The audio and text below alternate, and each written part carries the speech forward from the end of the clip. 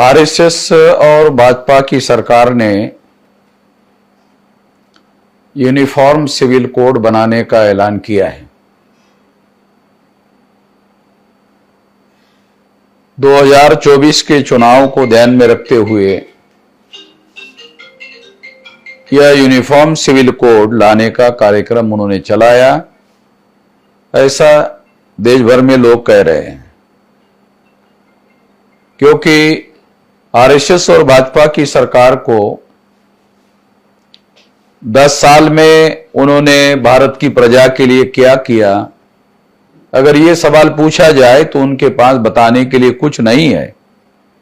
इसलिए हिंदू मुसलमान का ध्रुवीकरण करने की दृष्टि से यूनिफॉर्म सिविल कोड लाया जा रहा है।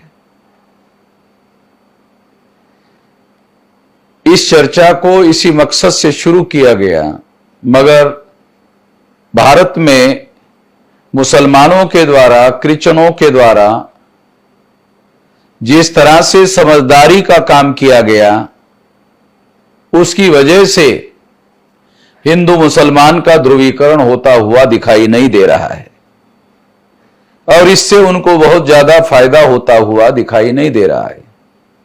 मगर इसके बावजूद भी यूनिफॉर्म सिविल कोड लागू करने से मुसलमानों का ज्यादा नुकसान नहीं हो सकता। जो सबसे ज्यादा नुकसान होने वाला है वो आदिवासियों का कस्टमरी लॉ खत्म हो जाएगा। आदिवासियों को जो विशेष पहचान है, विशेष अधिकार है, वो उसके कस्टमरी लॉ के आधार पर है और यूनिफॉर्म सिविल कोड से ये सारे अधिकार समाप्त हो जाएंगे। तो ये बहुत बड़ा खतरा है। इसके साथ साथ यूनिफॉर्म सिविल कोड से अगर समान कानून बन गया तो कल चलकर कोई ब्राह्मण सुप्रीम कोर्ट में जा सकता है कि जब सभी लोगों के लिए समान कानून लागू हो गया तो अलग से आरक्षण लागू करने की क्या जरूरत है। तो यूनिफॉर्म सिविल कोड से एससी, एसटी, ओबीसी का आरक्षण भी समाप्त होने का खतरा पैदा हो गया है। इसलिए uniform civil code SC, ST, OBC के भी विरोध में है। यह बात तमाम एससी, एसटी, ओबीसी के लोगों को जानना और समझना जरूरी है।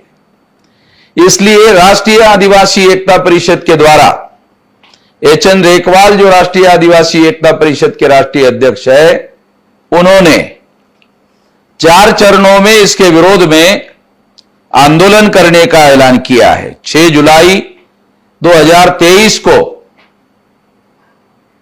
एचएन रेकवाल ने सारे देश भर में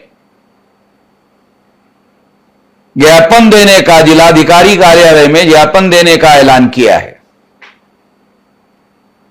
उसके साथ साथ 18 जुलाई को तहसील स्तर पर धरना प्रदर्शन करने का और जिला स्तर पर धरना प्रदर्शन करने का ऐलान किया है। 27 जुलाई को